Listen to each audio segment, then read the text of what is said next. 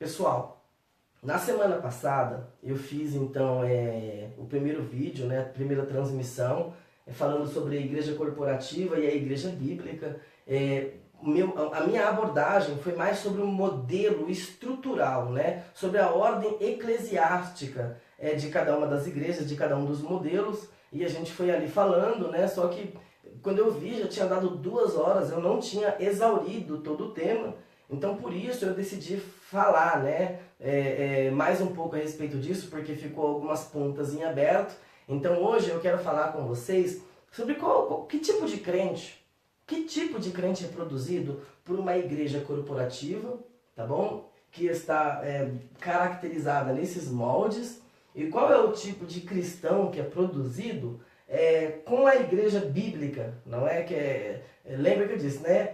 Corporativa, certo? Tem aqui uma estrutura hierárquica, e aqui não, aqui é uma estrutura funcional, beleza? Algo recente na história da igreja está acontecendo, que é a adoção de uma nova estrutura, um novo modelo estrutural eclesiástico que as igrejas do final do século XX, né? Avançando aí pelo século XXI, tem adotado, tá bom? Isso eu já posso falar para vocês sem medo de errar, né, com toda certeza, é mais pelo meio do neopentecostalismo, tá? Se você for observar, por exemplo, aquelas igrejas com modelos mais ortodoxos, né, mais tradicionais, mais antigas, tá? Quando eu estou dizendo tradicional, ortodoxo, eu não estou dizendo em relação à teologia apenas, tá certo? Mas mais aquelas igrejas centenárias, aquelas igrejas mais antigas, beleza? O modelo é um pouco diferente. Você vai pegar a maioria das igrejas, né, que tem a sua história iniciada ali a partir da década de 70 para frente, ela vai sofrer uma grande influência, né, dos modelos corporativistas, tá? E vai acabar, eu disse na aula passada, né, inconscientemente, algumas delas vão incorporar esse modelo estrutural, tá certo? Para dentro das suas igrejas. Só uma coisa aí que eu falei na semana passada, na aula passada, para não ficar, para vocês não ficarem meio perdidos. Eu falei da igreja da Nicarágua, né? Gente, quando eu falei da igreja da Nicarágua, eu não estava me referindo ao país Nicarágua, tá certo? É que no seminário, quando a gente vai falar uma igreja que não segue o modelo estrutural bíblico, para a gente não ser antiético, principalmente quando a gente está falando publicamente, em vez de a gente falar o nome da denominação X, denominação Y, a gente fala Igreja da Nicarágua, beleza? Então, quando a gente falar Igreja da Nicarágua, a gente está falando de igrejas tipo Igreja Jesus Cristo Foi Ali, Volta Já, Igreja Evangélico Puleiro dos Anjos. Essas aí eu não tenho medo de falar o nome não, tá certo? Porque não são modelos de igreja aí que a gente deve nem encarar, talvez, como igrejas cristãs, não é? Mas só para ficar esse adendo, então, essa nota, para você não ficar perdido quando eu falar Igreja da Nicarágua. Igreja da Nicarágua é porque eu não quero falar a denominação, beleza? Tamo junto? Então vamos lá, gente. Como é que é, então, no mundo corporativo? Só para dar o resumo, tá? O mundo corporativo é assim. O mundo corporativo ele é composto por camadas, certo? Cada camada ele representa uma área da empresa dentro de uma estrutura piramidal, certo? E corresponde também à estrutura hierárquica da igreja, tá certo? Então aqui, por exemplo, na base da pirâmide, a gente tem os operacionais. Aí eu vou usar o mesmo modelo que eu usei na aula passada, beleza? A gente tem aqui então a ala, né, operacional. Eu coloquei aqui, um degrau acima a gente tem os encarregados, né? Depois a gente tem supervisores, depois a gente tem os gerentes, e depois a gente tem os doutores, diretores, etc, né? Então o que acontece, queridos? Nesse modelo estrutural, uma pessoa que entra na empresa, o objetivo dele é crescer na empresa. Ninguém entra peão na empresa para morrer peão, não é verdade? Todo mundo tem planos aí de crescer dentro da sua empresa para ganhar um salário melhor, para conseguir maiores dignidades de vida, uma maior dignidade de vida, enfim, né? Para realizar seus planos, para satisfazer seus anseios, enfim. Todo mundo objetiva crescer, não é isso? É muito bom. você deve pensar em crescer mesmo, tá certo? Você deve pensar em subir realmente essa escada. Não tem problema nenhum da gente falar nisso quando a gente fala sobre o modelo estrutural corporativo, né, mais do mundo dos negócios, no ramo empresarial, não tem problema nenhum. Então, se você entrou numa empresa e você está na área operacional e você tem um objetivo de subir na vida, você quer fazer uma faculdade, você quer comprar uma casa para sua família, enfim, amém. Glória a Deus, Deus te abençoe, amém? Então, vamos lá. O cara que ele começa na área operacional, o objetivo dele é crescer. Então ele crescendo, né, ele trabalhando bem, desenvolvendo bem, etc, ele vai para encarregado, de encarregado ele trabalhando bem, etc, ele vai para supervisor, e aí então depois para gerência e até chegar a diretor, né. É claro que não é assim que funciona, é muito mais difícil na prática, né, do que falando, mas existem algumas características que cada uma dessas classes, né, de cada uma dessas etapas vão ter, que as pessoas vão ter que respeitar para subir o nível, né? Por exemplo, o cara que está no operacional, e aí ele que quiser crescer, né? Ele quiser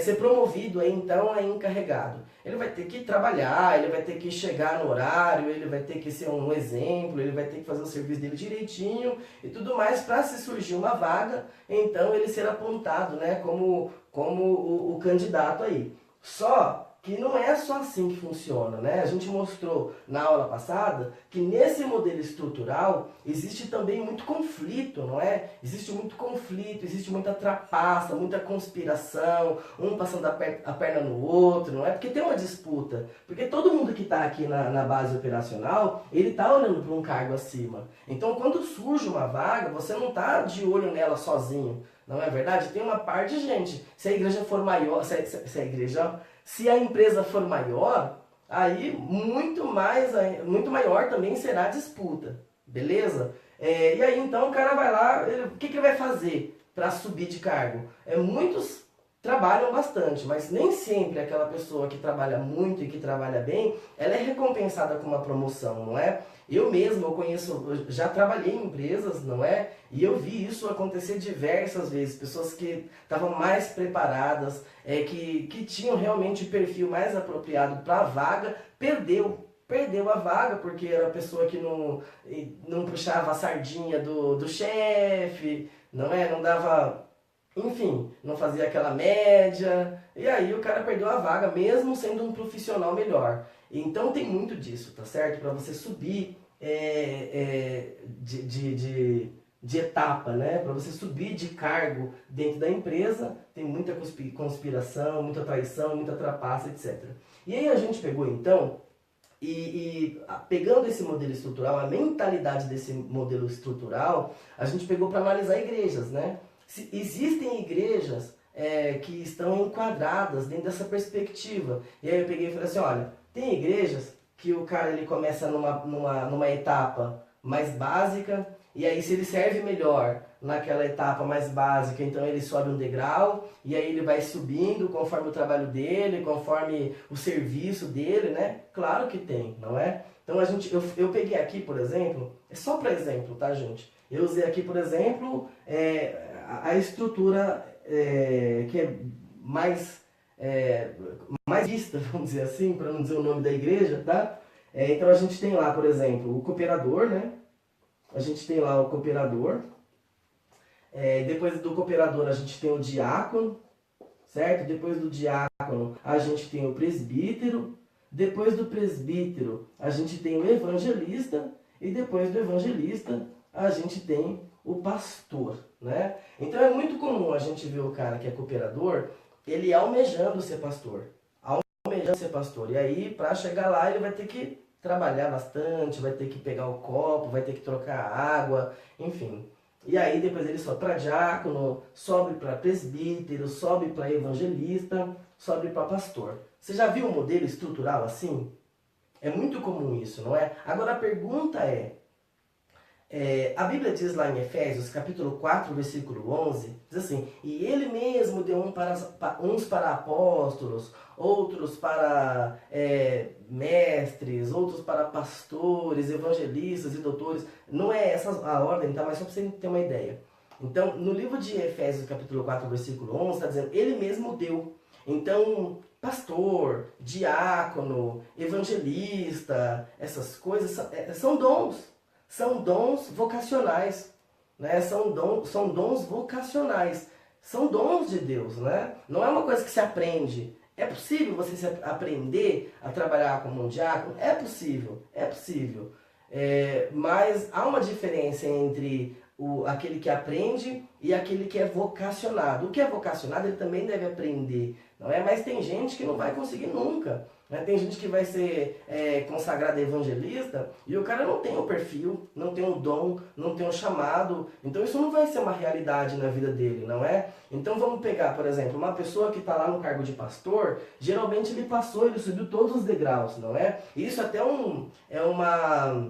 como é que eu posso dizer? Um motivo de status, né? Um motivo para o cara ser aplaudido. Nossa, ele começou lá embaixo, começou como cooperador, passou por diácono, enfim, subiu todos os degraus até chegar, então, a ser o pastor, não é? Em alguns tem outras estruturas, né? Tem algumas que tem apóstolo, tem outras que tem bispo, né? Cada igreja aí tem o seu modelo, beleza? Então, o que acontece, queridos?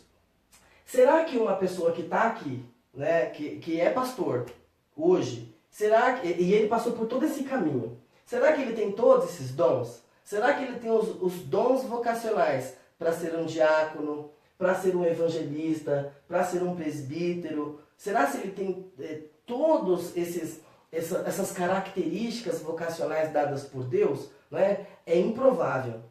É improvável, não é? Então, esse tipo de modelo, ele acaba deslocando, às vezes, as pessoas de chamado. Por exemplo, eu conheço pessoas dentro de igrejas, pessoas maravilhosas, homens honrados, homens de Deus. Conheço, por exemplo, uma pessoa que ele era diácono, ele servia muito bem como diácono na igreja e tudo mais.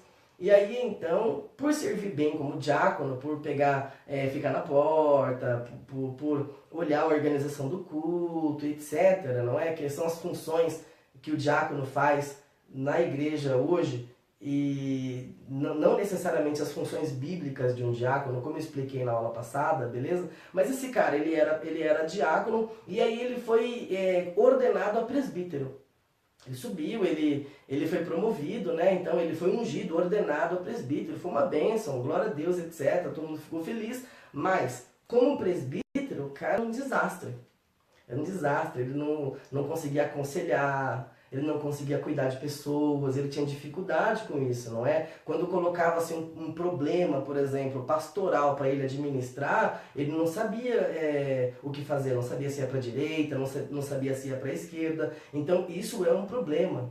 Isso é um problema, tá certo? Já vi também pessoas, por exemplo, eu conheço pessoas assim, que foram ungidos a pastores, né? A pastores, ordenados a pastores, mas o cara não tem, né, como a Bíblia diz, o domínio da palavra, o cara não é apto a ensinar, tá certo? O cara não tem a vocação de Deus, o chamado de Deus para o pastoreio. Mas você vê o cara servindo muito bem. Mesmo o pastor, o cara é aquele cara que ele arruma a igreja, ele arruma os bancos, ele fica na porta, ele é ótimo para servir. Você precisa de alguma coisa dele, você fala, você pede, quando você tiver precisando de oração, de ajuda, enfim, você pode falar com ele.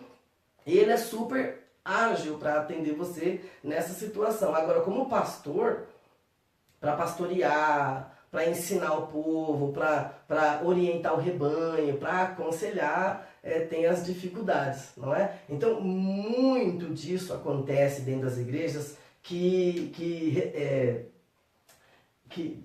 usam, né, esse tipo de modelo estrutural. Esse tipo de modelo estrutural, ele acaba aqui engessando as pessoas, não é? Porque as pessoas ficam presas em cargos, tá certo? As pessoas ficam presas em títulos que não são funcionais. Essa é a palavra, né? Pessoas que ficam presas em títulos, mas não têm a função. Por exemplo, você vai ver muitas igrejas que tem lá o púlpito, tá sentado lá 15 pastores sentados lá, mas apenas um pastoreia. Não é? Ou então você vai ver o cara lá com cargo de evangelista no púlpito, ou com título, né, de evangelista, mas ele não, na prática, ele não exerce aquilo. Ou enfim, né, independentemente do título. Então o título, nessa estrutura aqui, ele é muito bem quisto.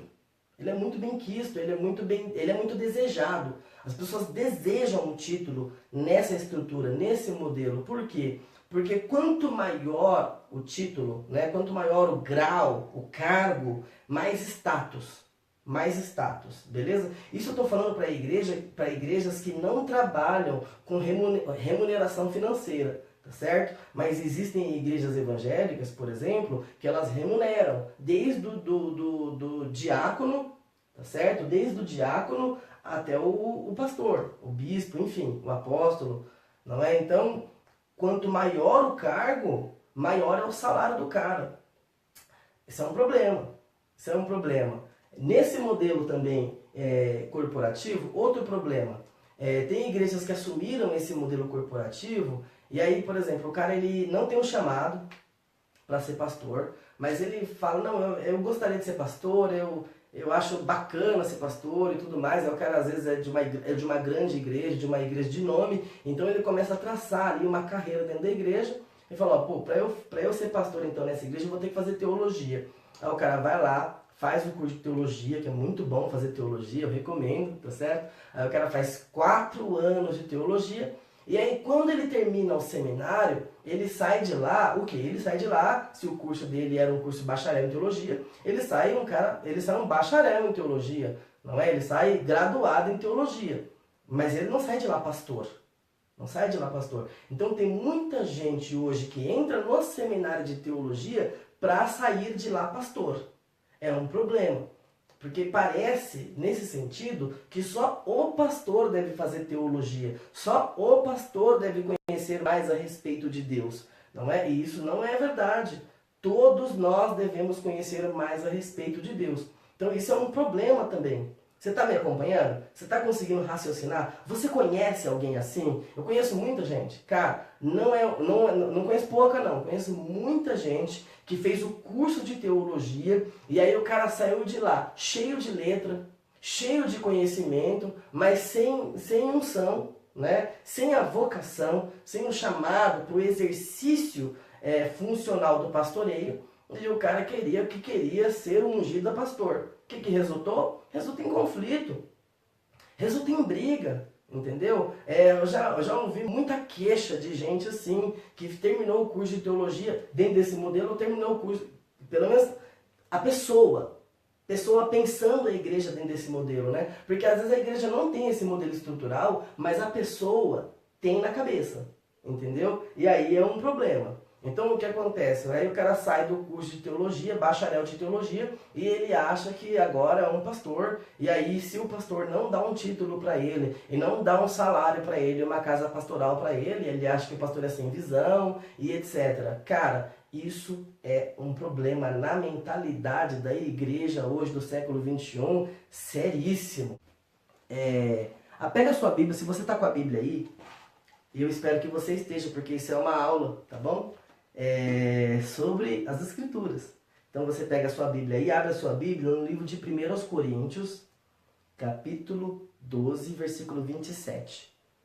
1 Coríntios, capítulo 12, versículo 27, beleza? Diz assim: Ora, vós sois o corpo de Cristo, e individualmente membros uns dos outros. Certo? Membros desse corpo. Ora, vós sois o corpo de Cristo e individualmente membros desse corpo, mas também somos membros uns dos outros, conforme diz lá em Romanos, capítulo 12, versículos 4, 5 e o 6 ali vai falar bastante sobre isso, certo? Então, a Bíblia, o livro de 1 Coríntios, no capítulo 12, bem como outros textos bíblicos, você encontra em Efésios, você encontra em Romanos, você encontra espalhado pela Bíblia, tá certo? Quando os apóstolos referem-se à igreja, eles chamam a igreja de o corpo de Cristo. E aí eu fiz esse desenho para representar, né, o modelo estrutural da igreja bíblica, e aqui você vai ver que a coisa é completamente diferente, né? Por exemplo, o diácono aqui, ele seria representado pela mão, certo? O diácono aqui, ele seria representado pela mão. O evangelista aqui, ele seria representado pelo pé, certo? E o presbítero, ele seria representado aqui, então, pelos olhos, pela boca e pelo ouvido, né? Então, você percebe que já mudou muita coisa. Primeiro, tá, gente? Deixa eu só explicar uma coisa para quem não estava na última aula. Na Bíblia, vamos colocar cargo só para você entender, tá? Mas essa palavra é inapropriada, tá certo? É porque na Bíblia é completamente funcional, tá certo?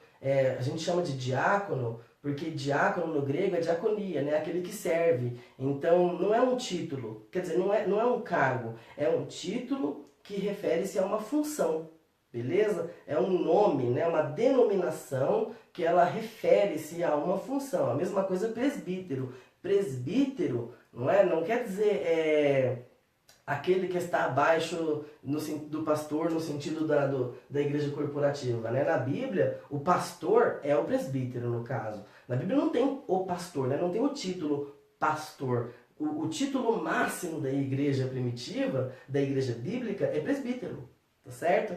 É presbítero, bispo ou ancião, tá certo? Que são sinônimos, tá certo? São títulos intercambiáveis, beleza? Pega a sua Bíblia aí, no livro de 1 Pedro. 1 Pedro capítulo 5, só para eu mostrar uma coisa para você. 1 Pedro capítulo 5. Ó, 1 Pedro capítulo 5, o apóstolo Pedro vai dizer assim: Rogo, pois, aos presbíteros que há entre vós, eu, presbítero como eles, e testemunha dos sofrimentos de Cristo, e ainda coparticipante da glória que há de ser revelado. Olha, o Pedro, ele tá escrevendo nesse capítulo endereçado agora aos presbíteros, e aí ele se coloca como igual aos presbíteros. Ele fala, eu, Pedro, né, que sou igual a vocês, que sou presbítero também, não é? Então, peraí, o Pedro, ele é pastor. Pedro, ele é pastor ou ele é presbítero? Peraí, melhor, o Pedro é apóstolo ou ele é presbítero? Não é? E agora, como é que a gente resolve isso? Gente, é simples. Apóstolo é só aquele que foi enviado por Jesus como representante, como embaixador, como testemunha ocular dos acontecimentos da vida de Jesus Cristo, tá? Só eram chamados de apóstolos aqueles que viram Jesus, tá bom? Por isso que o Paulo, quando ele vai defender, né, o seu apostolado, ele vai falar, ó, eu também vi Jesus, né? Eu sou um filho menor, como um filho adotado, etc. Eu sou posterior, por isso sou menor dos apóstolos, porque eu vi Jesus depois. Ele usa isso, né, para defender o apostolado dele, dizendo que ele viu Jesus quando ele estava no caminho para Damasco, beleza? Então, para ser apóstolo, tinha que ter visto Jesus. E apóstolo não é um título que confere poder, no sentido político, vamos dizer assim, não. É um título que denomina uma função, certo? Os apóstolos são aqueles que representam Jesus, que são testemunhas oculares dos acontecimentos de Jesus. Foram os primeiros discípulos dele. Só isso. Beleza? Então Pedro, ele está dizendo que ele é presbítero. O que significa a palavra presbítero? Co-pastor. Presbítero é co-pastor. O que significa bispo? Co-pastor. Tá? Co-pastor. Beleza? Então, presbítero, bispo e ancião são co-pastores. Por quê? Porque só existe um pastor, que é Jesus Cristo. Beleza? Agora, esse pastor, né, esse presbítero, ele pode ser um doutor, ele pode ser um mestre nas escrituras. Esse presbítero, ele pode ser um apóstolo no sentido de ser enviado em nome de Jesus Cristo. Tá certo? A mesma coisa do diácono. O diácono, ele pode ser também um evangelista, não tem problema. Não é porque uma pessoa é diácono que ela não tem outra vocação, não. Geralmente as pessoas têm mais de uma vocação, tá certo? Geralmente as pessoas têm 2, 3, até mais vocações. Isso depende muito, tá certo? Por exemplo, a gente tem no capítulo 6 do livro de Atos, ali alguns homens sendo levantados a diáconos, não é? E um deles era o Filipe. Mas lá no capítulo 8 você vê o Filipe sendo, depois o Filipe sendo chamado de evangelista. Não é? Porque o Filipe evangelizava. Ele recebeu o título, né, de diácono ali, a função de servir as mesas, mas ele também era um evangelista, beleza? Agora, o que a gente tem que pegar aqui? É que a questão aqui é completamente funcional. Ninguém na igreja primitiva vai ser chamado de diácono se ele não serve. Ninguém. Ninguém. Primeiro se analisa a vida da pessoa. Primeiro se analisa a postura da pessoa, o que a pessoa já faz. Certo? E depois vem a ordenação. Quando o apóstolo Paulo mandou Timóteo prestar atenção e levantar líderes, ali na igreja de Éfeso, por exemplo, ou quando eu falo do Tito, ali na ilha de Creta, né, que o Paulo ordena que ele levante presbíteros, que ele ordene presbíteros, o Paulo vai dar uma lista. Então, assim, ele ia reconhecer, na verdade, lá na ilha, quem já era presbítero, quem já tinha essa função, quem já exercia funcionalmente a sua vocação, entendeu? E a esses, então, ele impunha a mão sobre a cabeça e fazia, vamos dizer assim, a ordenação, que é a doutrina de imposição de mãos, que é comentado lá em Hebreus capítulo 6, a partir do versículo 1. Doutrina básica do cristianismo, doutrina de imposição de mãos, tá certo? Então, assim, quando a Bíblia fala de diácono, não haverá nenhum diácono sem exercer a sua função. Quando a Bíblia fala de presbítero, não vai ter nenhum presbítero que não exerça a sua função. Você não vai encontrar, por exemplo, lá na igreja primitiva, ou no modelo estrutural bíblico, de estrutura eclesiástica, ninguém sendo chamado de presbítero sentado. Você não vai ver, entendeu? Você não vai ver, porque é uma questão funcional. Ok? Então, fechando essa parte, tá? Igreja corporativa, ela tem um modelo estrutural hierárquico, beleza? Hierárquico. E a igreja bíblica tem um modelo eclesiástico estrutural funcional, tá certo? Funcional. Beleza? Fechou essa parte? Agora, qual é o tipo de cristão que é produzido pela igreja corporativa e qual é o tipo de cristão que é produzido pela igreja bíblica? Vamos continuar, gente, eu vou dar uma acelerada, tá? Vou dar uma acelerada porque eu não quero me estender muito hoje, beleza? Então vamos lá. Que tipo de cristão é produzido pela igreja corporativa? Gente, primeiro a gente tem que olhar qual é o objetivo da igreja corporativa. Certo? Qual é o objetivo da igreja corporativa? Geralmente, com o que a igreja corporativa está preocupada? Eu vou dar aqui três características, tá bom? Que geralmente estão aí na pauta de objetivos da igreja corporativa, tá? A primeira característica que a gente coloca aqui são os números. Certo? Números. Gente, a igreja... Tá dando pra ver esse canetão preto? Tá dando? Beleza. Gente, a igreja corporativa, ela tá preocupada com números. Ela quer crescer. Certo? Ela quer crescer e ela, na maioria das vezes, vamos dizer, principalmente da igreja da Nicarágua, e agora você entende o que eu digo quando eu digo igreja da Nicarágua, tá? Eles estão preocupados com números. Em segundo lugar, o que eles estão preocupados? Estão preocupados com status. Status. Tá? Eles estão preocupados com status por causa do poder político, né, vamos dizer assim, que o status dá. Então, ter a maior igreja, né, ter a melhor igreja, ter a igreja aí com milhares de membros, com um programa de rádio, com um programa de televisão, é interessante porque isso promove o nome de seus líderes, tá certo? Tem muitos líderes de igrejas corporativas que eles fazem a vida deles vendendo livro, vendendo material na internet, vendendo seus produtos, né, através do status conferido por causa da igreja, tá certo? Então você não tem problema, pastor vender livro, não tem problema, até porque eu vou vender os meus. Mas o meu objetivo de construir, minha forma de construir um público não é diferente. Eu não uso do evangelho para construir meu público, se é que você me entende, tá certo? Então, assim, em primeiro lugar, estão buscando números. Em terceiro lugar, status. E aí? Em terceiro lugar, eu não vou nem falar. Você tá vendo? Eu não vou nem falar. Você concorda com isso? Você concorda com isso?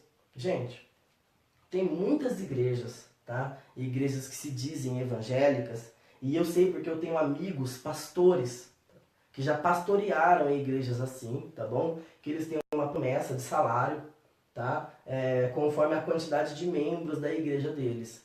Então esses caras vão ter uma meta mensal de oferta, tá? E eu falo isso com todo respeito, amém? Porque eu conheço gente maravilhosa, maravilhosa em igrejas assim, beleza? Então, eu falo isso com todo respeito, amém, irmãos? Com todo respeito, mas eu preciso falar, tá? Preciso falar, tem que falar, tem jeito.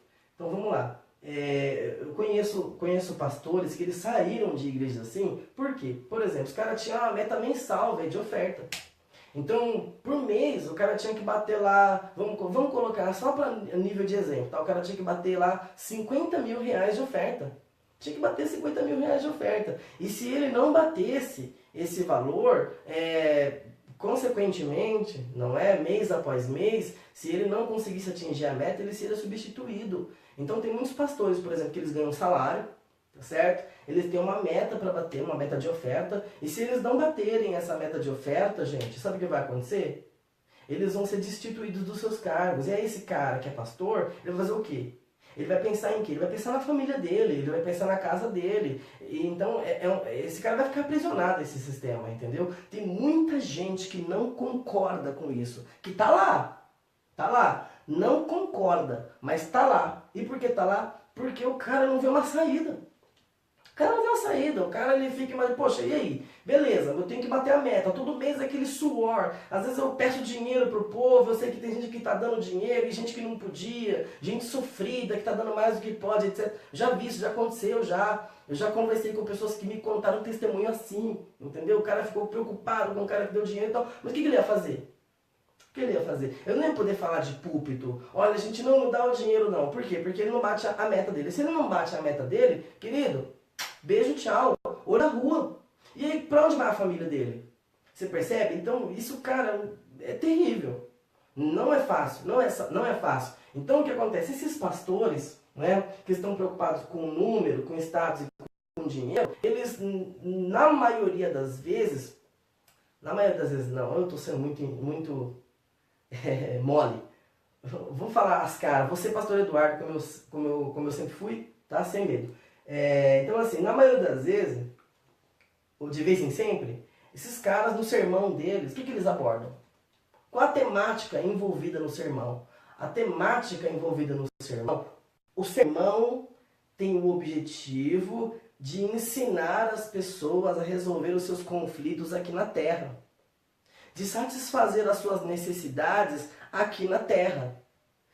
Os pastores, na maioria das vezes, são vendedores de sonhos, tá? São palestrantes motivacionais. E eles vão pregar abordando, então, os problemas das pessoas, né? Então vamos falar, o evangelismo é mais ou menos assim, ó, você que está com problema disso, você que está com problema daquilo, você vem, né? Você vem porque você vai receber uma oração, você vai passar pelo movimento X, vai receber aquele medalhão, etc. Isso vai ajudar você, vai abençoar você e por aí vai. Então, assim, ele tem que falar sobre os problemas das pessoas, sobre a solução dos problemas das pessoas. Por quê? Porque isso vai atrair as pessoas, entendeu? Então, por exemplo, o cara que ele tá separado da mulher, ele tá pensando em se matar, o emprego dele já não tá indo muito bem, o cara tá na pior, né? Tá na pior. E aí ele recebe um convite e fala assim, pô, você não tá bem? A sua esposa foi embora, cara, vamos na igreja comigo que ela volta. Vamos na igreja comigo que Deus resolve o seu problema, entendeu? Ah, sua empresa está falindo? Sua empresa está falindo? Cara, vamos na igreja comigo porque Deus vai levantar a sua empresa novamente. Entendeu? Ah, você está doente? Não, vamos para a igreja que Deus cura a sua doença. Qual é o seu problema? Qual é o seu problema? Vamos lá que Deus resolve. Entendeu? Então, esse tipo de pastor, por causa desse modelo estrutural, a mensagem dele vai ser voltada para a satisfação das necessidades dos homens. Entendeu? Então, na maioria das vezes, ou de vez em sempre, a mensagem só vai falar sobre coisas terrenas. Só sobre coisas terrenas. 7 passos para ser feliz, campanha da vitória, 7 passos para conquistar a bênção, enfim, campanha da casa própria, compre o seu tijolo e faça um ato profético, aí vende o tijolinho lá por 5, 10 reais. Gente, enfim, o cara vai para a igreja e ele vai atrás disso. Então, o que vai acontecer? O cara vem para a igreja, o cara, vamos supor que estava desempregado, beleza? O cara estava desempregado, aí ele ouviu essa igreja na Nicarágua falar para ele, ó, vem, porque você vai ter o seu problema solucionado aqui. Aí o cara está desempregado e precisa de um emprego. Aí ele vem para a igreja, aí ele fica lá 1 mês na igreja, 2 meses na igreja, orando e nada acontece. E aí não arruma emprego. Ah, cara, que isso? Faz 3 meses que eu tô aqui na igreja e Deus não me deu emprego. Poxa vida, Deus, por que o Senhor não me dá um emprego? Deus, por que o Senhor não me abençoa? Entendeu? O cara, ele não vai conseguir, tá certo? O cara não vai ter, a pessoa não vai ter essa percepção de que quem prometeu para ele foi o homem. Não foi Deus. Então o canal de reclamação dele, tá certo? O saque, a ouvidoria dele, não vai ser o sujeito que fez a falsa promessa, tá? Vai ser o céu. Então o cara não vai reclamar com o pastor. O cara não vai reclamar com quem fez o convite com ele vai reclamar com Deus. O que vai acontecer com isso, gente? O cara tá lá, ele tá desempregado, a esposa foi embora, uma série de coisas. Aí ele passa 3 meses, 6 meses na igreja, 1 ano na igreja. Ele continua desempregado e tá pior agora, né? Porque ele teve que semear, ele teve que ofertar, teve que dar dinheiro, e aí a situação dele piorou, certo? E aí a esposa não voltou. Quando passa 1 ano, esse cara, o que ele vai falar? Pô, isso é uma mentira, velho. O evangelho, esse negócio de ser crente, é tudo uma mentira. Isso é tudo falso, é tudo falsidade. Não tem nada a ver, você vai para a igreja, nada resolve. Entendeu? Ou então, esse daí é um dos casos, mas o pior não é esse. O pior é esse aqui, ó. Quando o cara não consegue, e ele vai falar, poxa vida, Deus, por que o Senhor não me abençoou? Porque o Senhor não me ajudou, porque o Senhor... Gente que toma raiva de Deus. Eu conheço gente que tem raiva de Deus. Não é que o cara não crê em Deus, o cara crê em Deus. Mas o cara tá com raiva de Deus. Por quê? Porque o cara tava com uma parente doente, tava com a mãe doente. E aí fizeram a promessa para ele que se ele fosse para a igreja e se ele desse o Isaac dele, aí então Deus ia curar a mãe dele. Aí o cara foi, deu o Isaac dele, fez campanha, fez a corrente, porque eu nunca vi isso, correndo na igreja, né? Mas enfim. Aí o cara fez tudo isso, fez todas as mandingas. E não deu certo. O cara comprou a toalha, o cara comprou o copo, o cara comprou, enfim, né, os apetrechos aí ungidos para abençoar, a caneta de 100 reais, e por aí vai. E aí não resolveu o problema dele. Não resolveu o problema. O cara, tem gente que sai da igreja bravo, colocando a culpa em Deus. É o Senhor é um Deus que promete e não cumpre. Entendeu? Tem gente que sai assim, tem gente que desanima. Tem gente que desanima, que não blasfema o nome de Deus, mas desanima. Não consegue mais caminhar. Fala, não, Deus não me ama. Não, Deus não me ama. Deus não me ama porque eu tô aqui há tanto tempo e Deus não resolve a minha vida. Deus não trabalha na minha vida. Pô, minha esposa foi embora, minha mãe tá doente, eu tô sem emprego. Entendeu? Cara, você tá desempregado? Já faz uma aspa, que você tá desempregado, melhora o seu currículo, velho. Tá desempregado? Melhora o seu currículo. Vai estudar. Faz um curso. Ah, eu fiz o curso, pastor, mas tô desempregado. Que hora você sai e vai procurar emprego? Levanta cedo, filho. Levanta cedo, 5 horas. Vamos lá, pula da cama, amigão. Sai do Facebook, sai do WhatsApp. Não tem oração mágica, velho. Não tem passe de mágica aqui na igreja cristã, no modelo bíblico, não tem abracadabra, cara. Não tem passe de mágica. Entendeu? Não tem pastor Harry Potter. Não tem, velho. Apesar que o Harry Potter é ruim, né? Não tem pastor Hermione. Acho que melhorou, né? Não tem pastor Dumbledore. Não tem, querido. Não tem passe de mágica. Então, você vai ter que resolver essa questão. Você vai ter que... Claro que Deus te abençoa. Deus vai te abençoar. Se você viver a palavra dele, ele vai te abençoar. Mas se você não correr, meu filho, vai lá. Dorme até meio-dia pra você ver. Dorme até meio-dia. Não estuda, não. Não melhora o seu currículo, não. Não vai procurar emprego, não. Entendeu? Então tem muita gente que não faz nada disso. Aí ele vai para a igreja com a expectativa. O cara é preguiçoso. O cara vai para a igreja com a expectativa de que num passe de mágica, numa oração rápida, pela frequência nos cultos, Deus vai resolver a vida dele. Aí, cara, não resolve.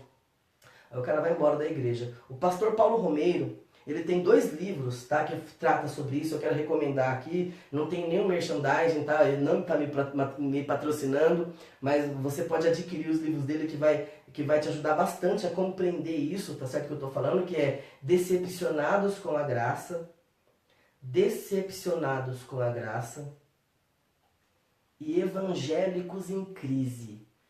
Evangélicos em Crise, tá certo? São 2 livros do pastor Paulo Romeiro, tá bom?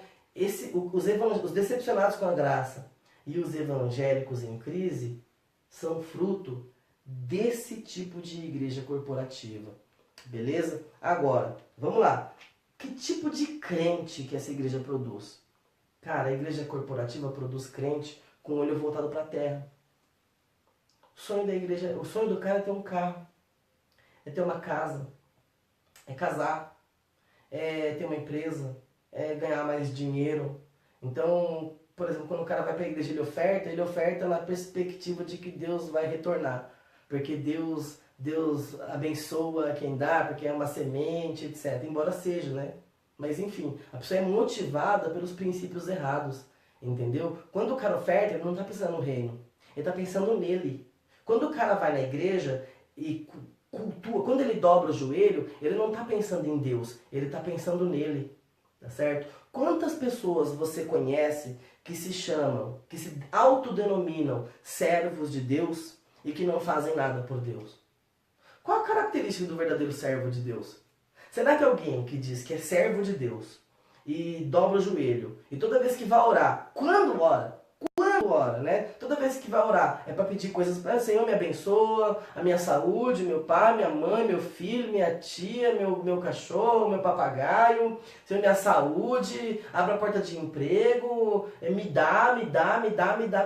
Aí o cara sai na paz do Senhor, irmão, paz do Senhor. Se serve a Deus, sirva a Deus. Aí o cara vai para a igreja, aí na hora do louvor, os louvores são todos antropocêntricos. Todos voltados para a satisfação do ego humano, tá certo? Todos os louvores que não são louvores, né? São músicas de louvor ao homem, vamos dizer assim. Aí ele vai lá e ele vai adorar ele mesmo, certo? E aí quando ele vai ouvir a palavra, qual que é o objetivo dele? A palavra, escute bem, a palavra tem que ser uma palavra que o abençoe, certo? Tem que ser uma palavra que o abençoe. Porque se não for uma palavra que o abençoe, ele vai embora, procura outra igreja. Entendeu? Se for uma palavra que o confronte, certo? Que coloque ele em conflito, que mostre para ele a necessidade da transformação, a necessidade de uma nova vida, a necessidade do abandono do pecado, esse cara não quer saber. Ele vai embora. Entendeu? Ele vai embora. Afinal, tem igreja para tudo quanto é jeito. Eu não preciso ficar numa igreja que eu não me sinto bem. Esse tipo de crente produzido por essa igreja, ele não está procurando uma igreja que transforme ele num cristão melhor. Ele está procurando uma igreja em que ele se sinta bem. Né? Que ele se sinta bem, que ele ouça palavras do tipo, cara, vai lá, Deus te abençoe, Deus tem o melhor para você, Deus vai te colocar por cabeça e não por cauda. E o cara vai animado para casa, vai receber ânimo para vencer a semana, mas ele não vai ter nenhuma transformação de vida. Entendeu? Então, o tipo de cristão que essa igreja produz são crentes, primeiro, são crentes com os olhos voltados para a terra. São crentes sem transformação. São crentes sem experiência com Jesus. São crentes que não conhecem a Bíblia. Você vai falar para ele, abre a sua Bíblia no livro de Gálatas. Aí o cara vai lá, o cara tem 3 anos, 4 anos de crente, 10 anos de crente. Aí o cara vai lá e olha no índice da Bíblia. Ou então ele tenta abrir o livro de Gálatas antes de Salmo. Ou ele pega lá do lado de Esdras. Você está entendendo? Não tem conteúdo cristão. O cara não conhece nada de Bíblia, não conhece nada a respeito de Jesus. E tudo que ele conhece a respeito de Jesus é distorcido. É distorcido por pregadores que estão buscando números, status e dinheiro. É dinheiro. Então tem muitas pessoas que são sinceras e que vão para esses modelos estruturais que se chamam de igreja e o cara chega lá e não encontra Jesus. Ele não encontra Jesus. Ele encontra uma maneira de viver bem aqui, uma maneira de viver feliz aqui. Porque é isso que vende. A igreja vende sonho de felicidade terreno. Entendeu? É um sonho de uma felicidade terrena. Então é isso que todo mundo está procurando. É a vida dos sonhos, né? A boa vida. Então o cara ele vai para a igreja buscando isso. Tá? Isso é um problema, porque o cara, em primeiro lugar, então ele vai ser uma pessoa voltada para as coisas da terra. Tá certo? Ele não vai ter preocupação nenhuma com as coisas de Deus. Nenhuma. Beleza? Então esse é o primeiro ponto. Segundo ponto, ele vai ser um escândalo. Ele vai ser um escândalo. Por que ele vai ser um escândalo, pastor? Porque ele não vai ter vida transformada. Ele vai andar, cara, ele vai andar com a Bíblia, ele vai para a igreja assim, ó. Ele vai andar na rua assim, ó. Assim, ó. Ele vai andar e pá, paz do Senhor, amém, Deus abençoe, domingo eu vou na igreja, etc. As pessoas vão olhar para ele e vão caracterizá-lo como cristão, porque ele tem a indumentária, né? Ele veste a roupa, ele fala varão, ele fala paz do Senhor. Então, não, isso aí é crente. Isso aí é crente. E aí, só que o cara não tem transformação de vida. O que vai acontecer com esse cara? Esse cara vai mentir, velho. Esse cara vai conspirar na empresa. Esse cara vai trair a esposa dele. Esse cara, ele vai fazer gato na TV dele, ele vai fazer gato na luz. Entendeu? Ele vai sonegar impostos.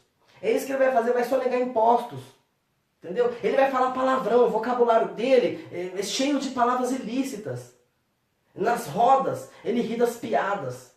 Entendeu? Ele é um prostituto, ele é um adúltero, ele é um fornicador, um mentiroso.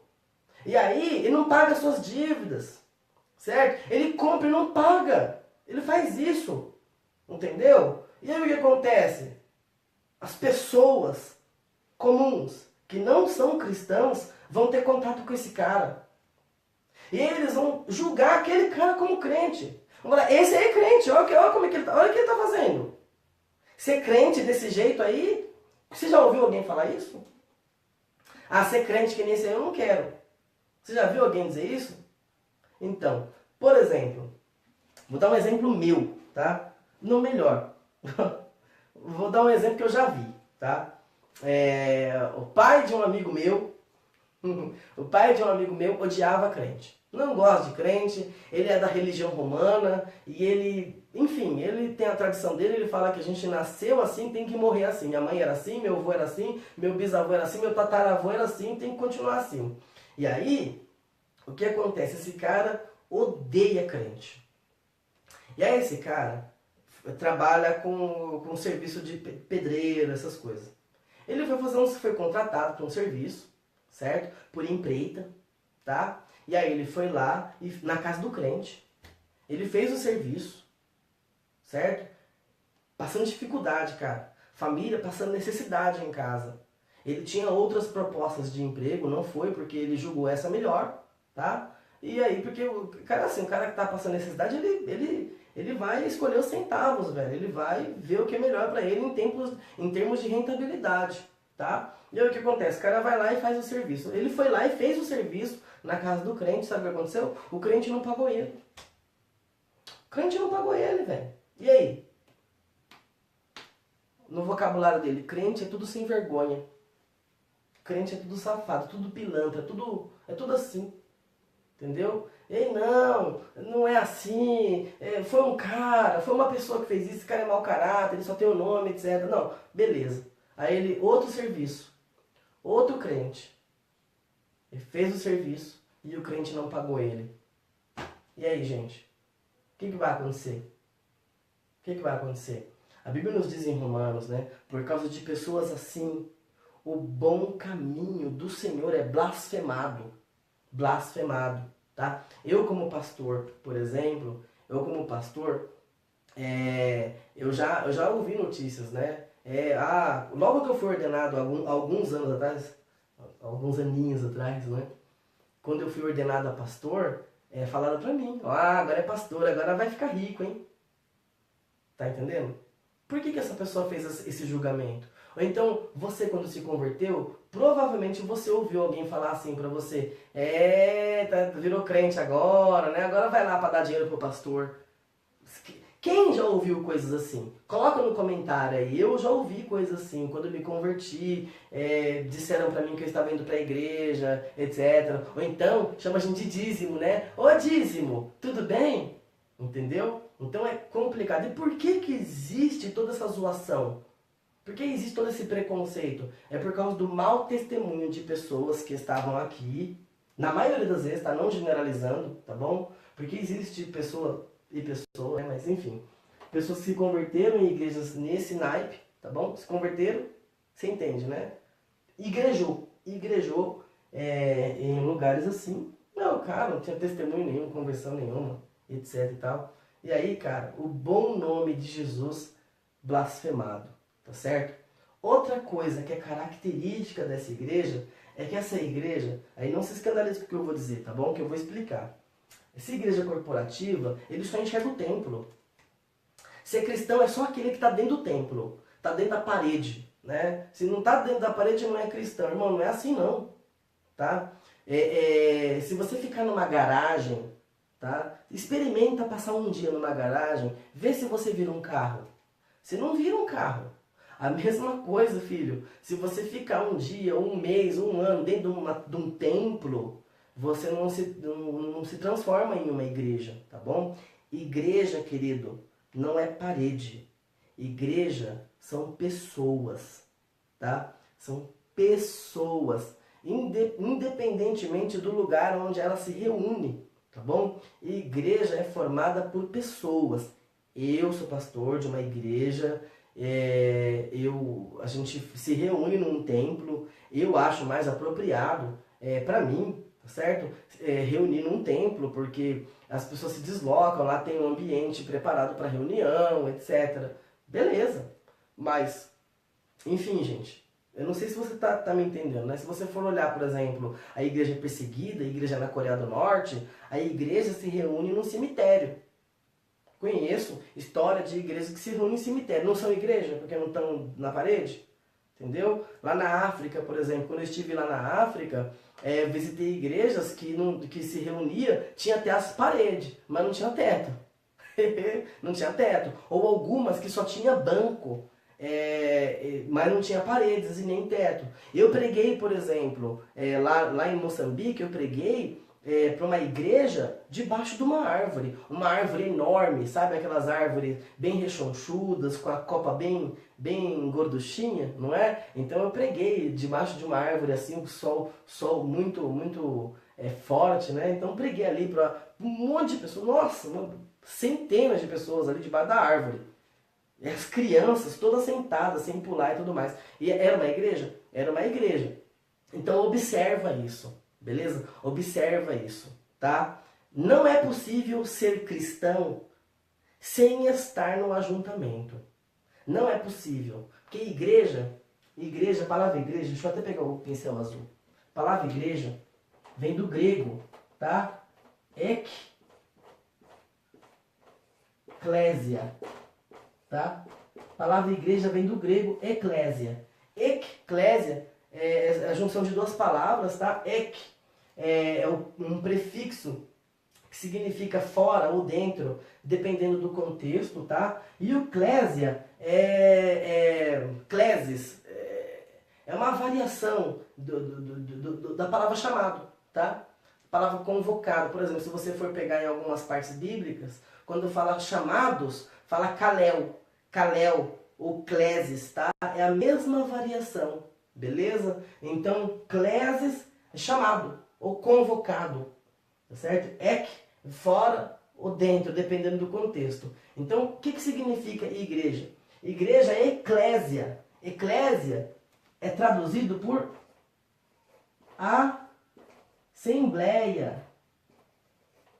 A assembleia também é eclésia, tá? Por quê? Porque quando tinha ajuntamento de pessoas, tá bom? Quando tinha aquela convocação em praça pública para dar um pronunciamento, a massa era chamada de eclésia, tá bom? Então a assembleia, a reunião de pessoas, tá bom? E aí a tradução, né, para o português usou a palavra igreja.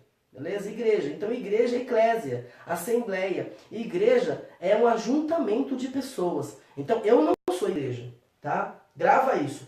Eu não sou igreja, eu sou membro da igreja. A igreja é a reunião dos santos. A igreja é composta por vários membros, mas não é um só membro. A igreja é coletiva, tá certo? Não existe igreja no singular.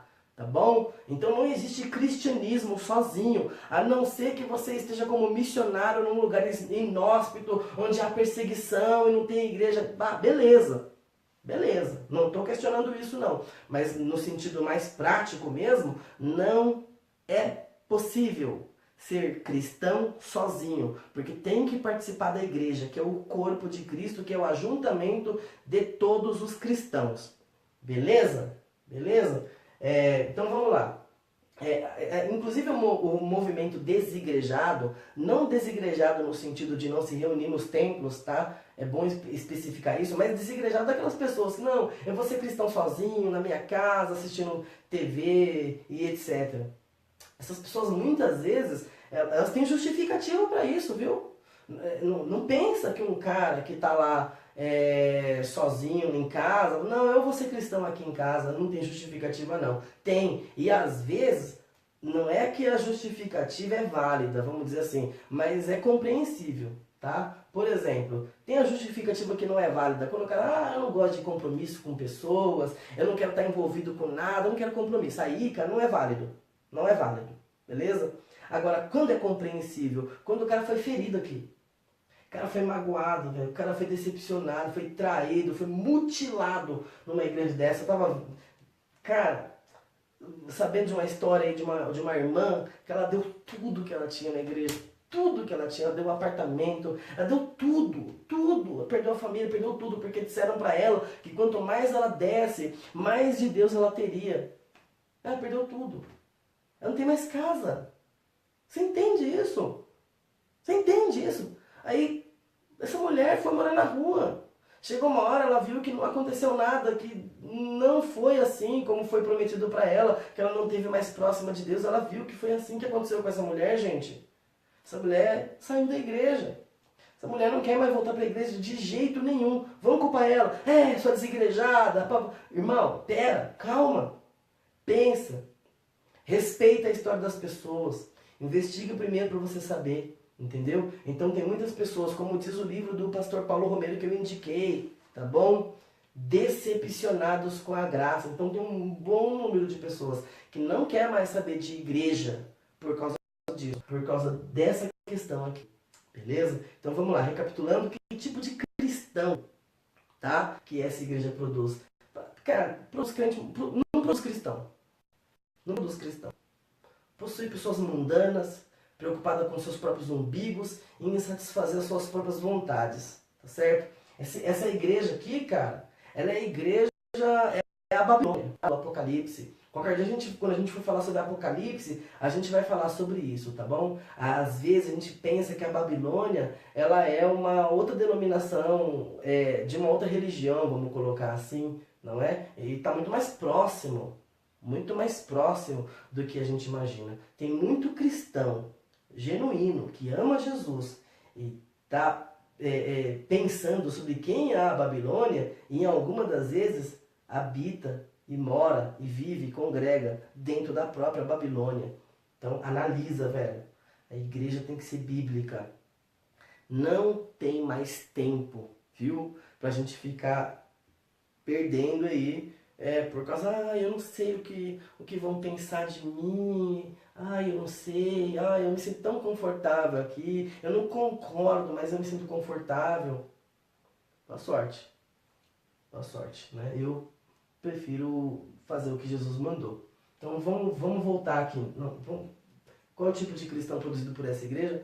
Gente mundana, velho. Gente mundana, gente que vai envergonhar o nome de Jesus. Enfim, dá até tristeza de falar. Mas vamos lá. Vamos lá, gente. Eu quero agora que vocês compartilhem o vídeo, tá bom? Comentem bastante. A gente já tá indo pro nosso quadro final, tá? Tá cansado, tá cansativo aí? Como é que tá? Vamos ver. Deixa eu ver o comentário. Tá cansativa a aula? Você tá conseguindo pegar tudo? Você está conseguindo absorver as informações que estão sendo passadas?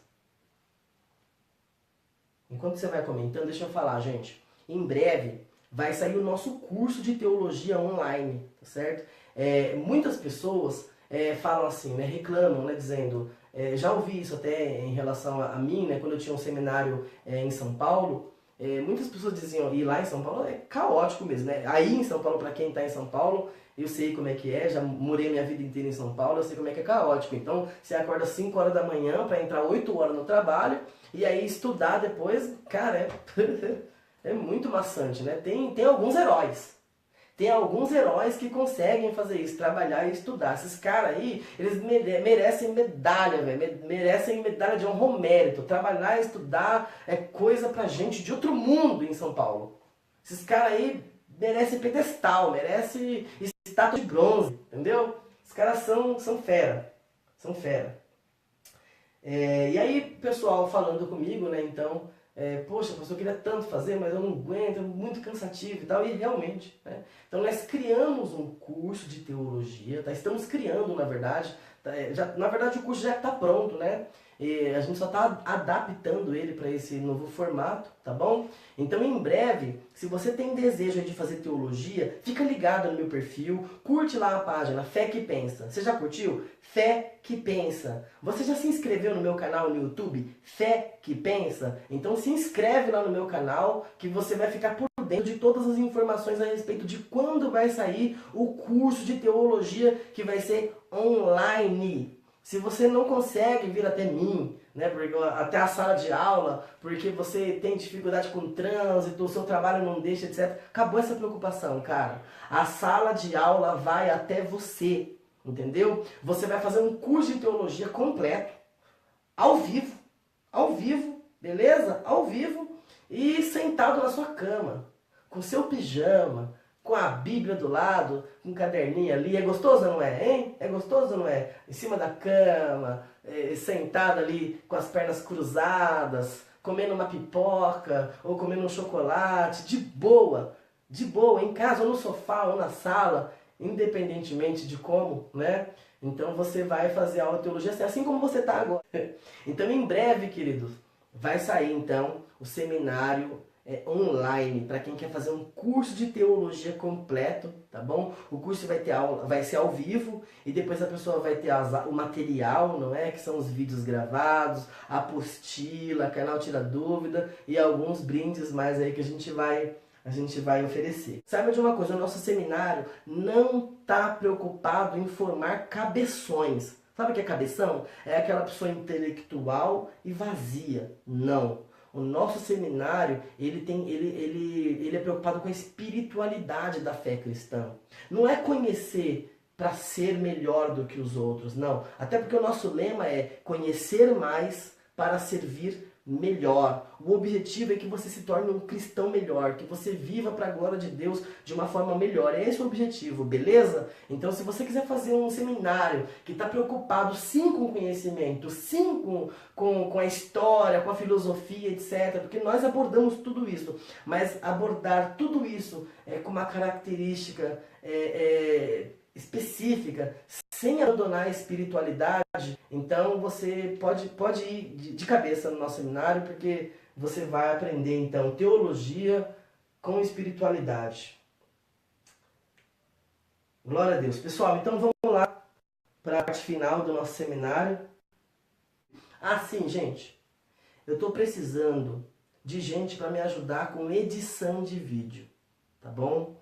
Então, se você sabe mexer com edição de vídeo, se você conhece alguém, se você conhece um aplicativo, enfim, toda dica para mim é bem válida, tá? Eu quero aprender a mexer com edição de vídeo, eu vou precisar por causa do meu canal Fé que Pensa no YouTube, tá bom? Se inscreve lá no canal e clica no sininho para você receber as notificações. Tem devocional, as aulas também estarão lá, para você não perder nada, beleza? Então vamos lá. Igreja bíblica. Gente, eu não vou nem demorar muito aqui. E igreja bíblica? Que tipo de cristão a igreja bíblica produz? Bom, em primeiro lugar, a igreja bíblica não fala. O objetivo da igreja bíblica não é resolver o problema das pessoas, tá? Não é. A igreja bíblica tem um compromisso de pregar o evangelho de Jesus. E o evangelho, Jesus não é um solucionador de problemas. Não que ele não solucione. Ele soluciona também, mas não é o objetivo principal de Jesus, tá? Jesus não é um solucionador de problemas. Jesus é especialista em pecado. Você entendeu? Pecado. Tá certo? Então a igreja bíblica, qual é o objetivo dela? O objetivo da igreja bíblica não tem nem espaço para eu escrever, eu vou escrever aqui em cima. O objetivo da igreja bíblica é um só. A glória de Cristo. É esse o objetivo, tá?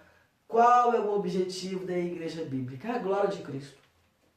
A glória de Cristo, tá certo? É acrescentar peso de glória ao nome de Jesus Cristo. A igreja bíblica é assim, tá certo? Então, a mensagem do evangelho é quem tem maior prioridade aqui, tá? O evangelho que transforma.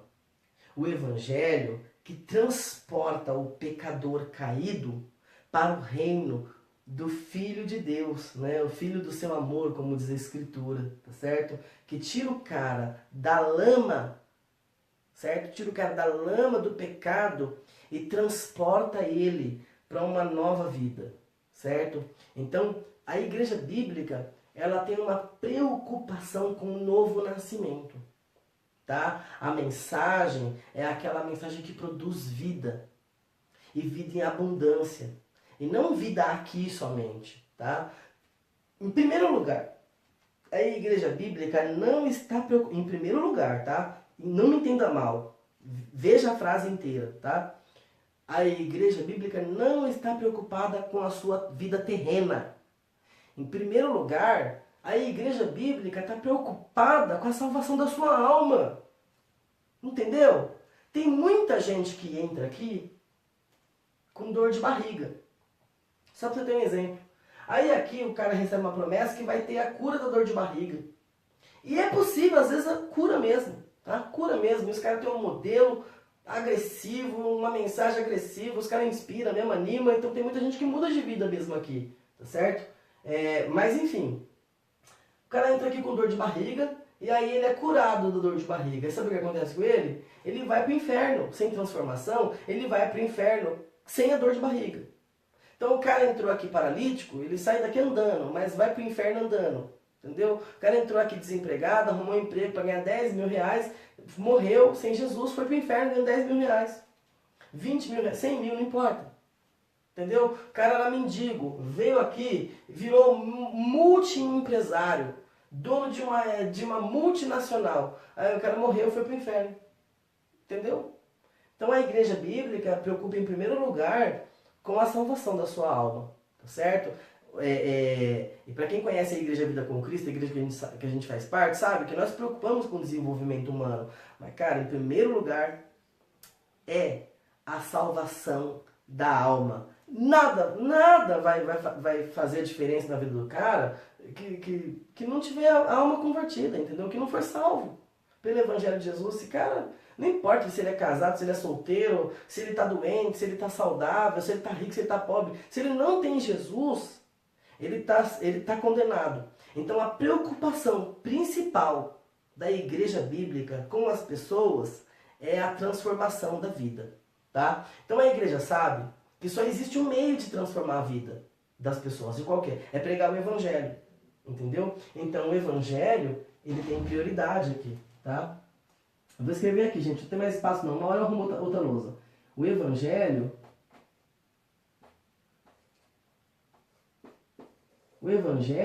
ele tem prioridade aqui, tá? Na igreja bíblica, ela dá prioridade ao evangelho do Senhor Jesus, porque é o evangelho que transforma, tá bom? E o cara transformado por Jesus, eu vou acelerar, tá bom, gente? Vou acelerar. O cara transformado por Jesus, qual é a preocupação dele? Abra sua Bíblia lá em 2 Coríntios. 2 Coríntios. E eu quero terminar com esse versículo. Ah, pastor, mas você quase não falou da igreja bíblica, querido? Claro que falei. Quando eu falei da igreja corporativa, o contrário é a igreja bíblica. Entendeu? Então você entende pelo oposto, beleza? Você compreende pelo oposto, tá certo? É claro que dava para eu ter explorado mais, mas gente, já 1h30 de aula, já passou rápido, né? Mas vamos lá. 2 Coríntios, capítulo 5. Capítulo 5. A gente vai ler a partir do versículo 14, tá?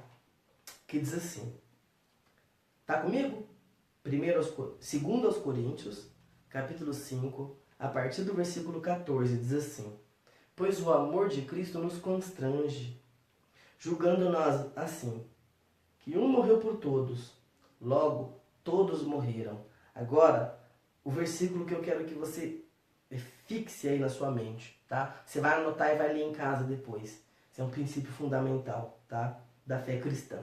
Versículo 15 diz assim. E ele morreu por todos, para que os que vivem não vivam mais para si mesmos, mas para aquele que por eles morreu e ressuscitou. Vou ler de novo. E ele, Jesus, morreu por todos, para que os que vivem não vivam mais para si mesmos. Não vivam mais para si mesmos, mas para aquele que por eles morreu e ressuscitou. O que quer dizer com isso, pastor Eduardo? É o seguinte, que se você vive por você, para satisfazer as suas vontades, você não é um cristão. Simples assim. Se você vive por você, para satisfazer as suas próprias vontades, se você vive por você, você não é um cristão.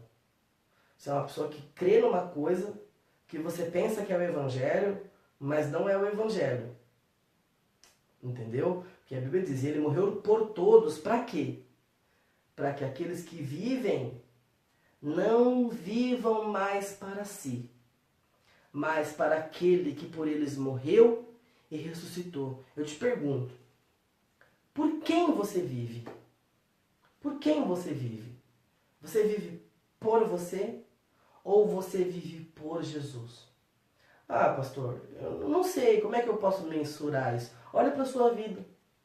Quais são os seus sonhos? Quais são os seus sonhos? Quando você imagina a sua vida para longo prazo, vamos colocar assim, daqui a uns 10 anos, o que você imagina? Tem um reino nele? O reino de Deus é contemplado? A glória de Jesus é contemplada dentro da sua agenda? Dentro dos seus sonhos? Glória a Deus, glória a Deus. Então você é um cristão genuíno. Mas a glória de Deus, a glória de Cristo não é contemplada nos seus sonhos para o futuro? Então, querido, há uma grande probabilidade de que você ainda não tenha experimentado a experiência do novo nascimento, tá certo? E para ser um verdadeiro cristão, para fazer parte da igreja bíblica, tá? É necessário nascer de novo. E aquele que nasce de novo, aquele que tem uma experiência transformadora com Jesus Cristo, o interesse dele, tá? As convicções dele, os anseios, os objetivos, os sonhos dele, os principais, estão voltados para o reino, tá bom? Isso não quer dizer que a pessoa não tenha planos de uma carreira melhor profissional. Não é isso que eu estou dizendo. Isso também não quer dizer, não estou querendo dizer que o cara não tem objetivos pessoais. Ele tem, mas não desvincula, tá? Não desvincula. O cara, quando ele pensa, por exemplo, poxa vida, eu poderia estar ganhando, eu ganho R$ 1.000, eu poderia estar ganhando R$ 100.000. Cara, o que eu poderia fazer com R$ 100.000? Aí alguns pensam num carro, numa casa, 100 mil por mês, né? Num carro, numa casa, numa lancha, num iate, enfim, né? Tem outros que pensam, poxa vida, eu queria uma casinha melhor, eu queria um carro melhor, mas acima de tudo, eu queria contribuir para o reino. Eu queria abençoar a vida das pessoas. Eu queria abençoar a igreja. Eu queria promover o nome de Jesus de alguma forma. Procurar saber em que ela poderia investir. Entendeu? Então essa é a diferença, querido, do cara que é produzido nessa igreja e o cara que é produzido aqui. O cara que é produzido aqui, a mentalidade dele é voltada para ele e aqui na terra. Para ele, aqui na terra. É passageiro, tudo passageiro. O cara está preocupado com casamento, com carro, com casa, com emprego, com dinheiro e etc. E o cara aqui? Qual é a preocupação dele? A preocupação dele é a glória de Jesus Cristo. É o reino de Deus. Entendeu? Então, essa é a mensagem que eu quero deixar para você no final da aula. Tá bom? Esse cara aqui que é produzido pela igreja bíblica, ele é apaixonado por Jesus. Ele ama Jesus Cristo. Ele ama os outros. Ele ama as pessoas. Se você é um cristão e você não ama pessoas, então você não é um cristão. Se você é cristão e você não está envolvido com o reino de Deus, então você não é um cristão, tá bom? E quando eu digo envolvido com o reino de Deus, eu não estou dizendo ministerialmente só, tá certo? Eu acho, claro, tem que estar envolvido ministerialmente. Eu acho que isso é um dever de todo cristão. Mas às vezes você está numa igreja que não contempla, né, a sua vocação. Às vezes você tem vocação para mexer numa área e a sua igreja não contempla. Mas não trabalhar ministerialmente dentro da igreja física não quer dizer que você não deva trabalhar para a igreja espiritual. Porque você pode servir Jesus na rua. Você serve Jesus no ponto de ônibus. Você serve Jesus quando você devolve o troco. Quando você dá bom dia. Quando você obedece e respeita seus pais. Quando você ama e é fiel à sua esposa. Quando você, pai, senta com seus filhos e ensina o evangelho. Aí você está servindo a Deus. Amém? Quando você ganha almas. Para ganhar almas, querido, você não precisa ganhar almas dentro da igreja. Dentro da igreja é o lugar que menos precisa ganhar alma. Tem que ganhar lá fora, uai. Ganha, ó, uai. Ganha na fila de ônibus, né? Tá a Simone aí. A Simone assistindo o vídeo. A Simone é ovelha minha. A Simone, eu iniciei o evangelismo com ela no ponto de ônibus. Estava chegando no trabalho, ela estava no ponto. E aí então eu puxei, nem lembro como, puxei conversa com ela. A gente começou a conversar, marcamos um culto na casa dela, converteu a família inteira dela, a Thaís, a Tainá, a família inteira. Entendeu? Então é assim. Aonde você está, você é um embaixador de Cristo. Você está para fazer a vontade do Senhor. Se você está trabalhando, saiba de uma coisa. Em primeiro lugar, você serve ao Senhor. Se você está casando, lembre-se de uma coisa. Em primeiro lugar, você serve ao Senhor. Se você está estudando, lembre-se de uma coisa. Em primeiro lugar, você serve ao Senhor.